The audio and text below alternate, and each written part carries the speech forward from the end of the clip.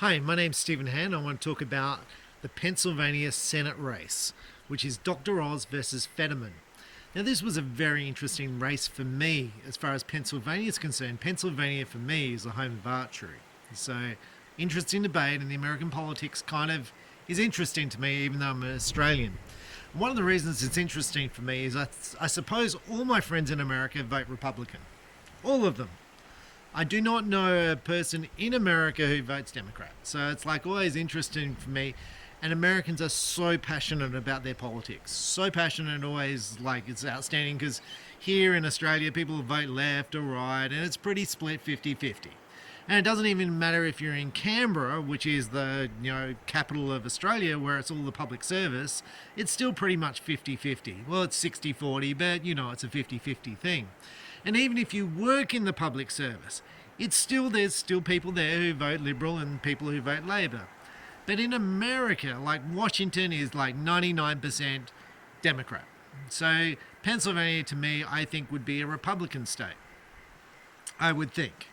However, in the last election, Donald Trump lost Pennsylvania. I went to sleep. He was ahead, and I was like, well, the last so many votes, 90% of them would have to go to Democrat, and that's not going to happen because statistically that's impossible.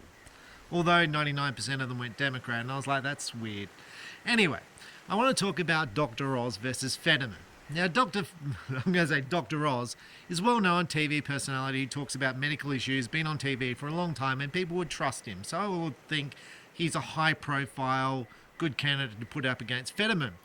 He's a hoodie-wearing, beanie-wearing guy who looks like he's a prize fighter and looks like he's been through a few bouts. Anyway, I watched the debate.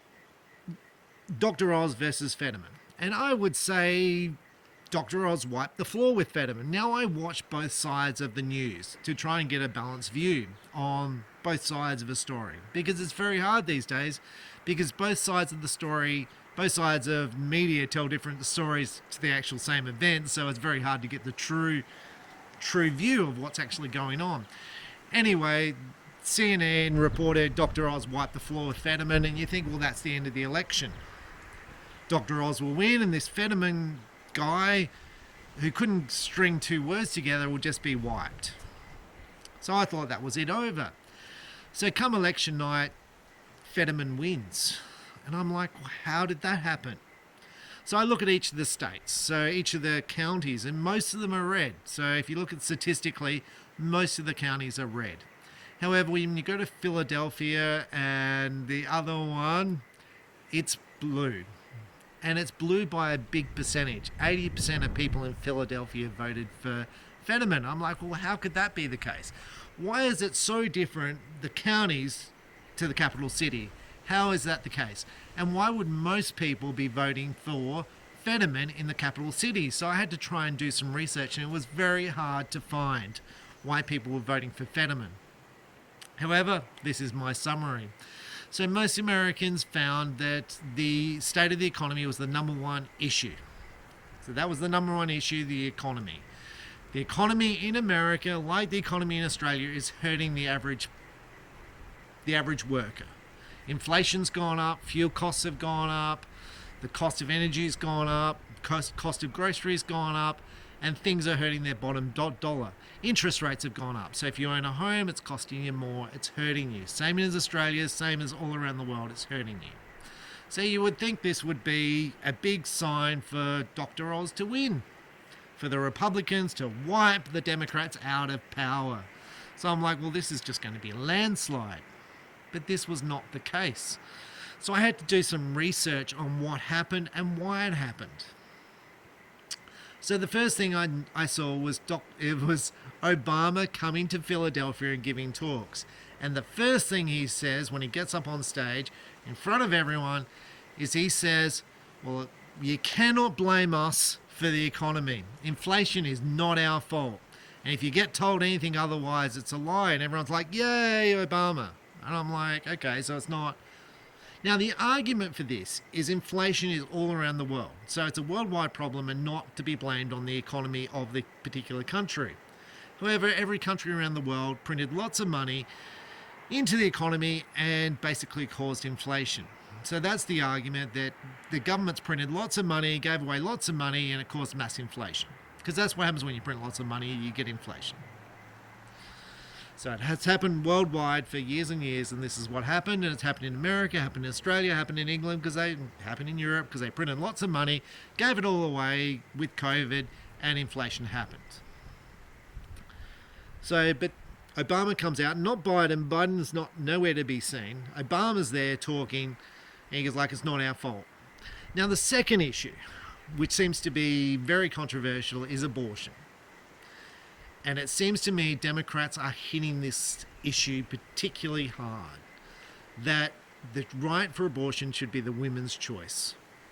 Now, I'm in the debate, I did not hear Dr. Oz opposed to abortion. He never said that. It was not a thing. It's just a thing raised by the Democrats that that the Republicans are going to ban abortion. That was it. So if you want abortion banned, you vote for Republican. Now, that's not what he said, and I don't think that's his view. But anyway, abortion has always been an issue, and I worked in the Department of Health, and I was always asked questions on abortion. So at what stage does the abortion occur? How many cases? It's always been an issue. So anyway, so apparently that was a really big deciding factor. Now, the other deciding factor was wages. Fetterman was raising a case that there should be an increase in the average hourly wage. Businesses were saying they can't afford to increase the wages. Now, the argument put forward was businesses are wealthy and they're buggering the worker. So they're going, worker, we don't care about you. We're going to take all the money and drive our Ferraris, and we're going to pay you nothing, and you're going to enjoy it. So, and the Republicans are opposed to giving a pay rise. The Democrats are like, everyone should get a pay rise, and the workers and their businesses can afford it. So this is the argument they are running. So, and they ran that argument pretty hard as far as I can tell.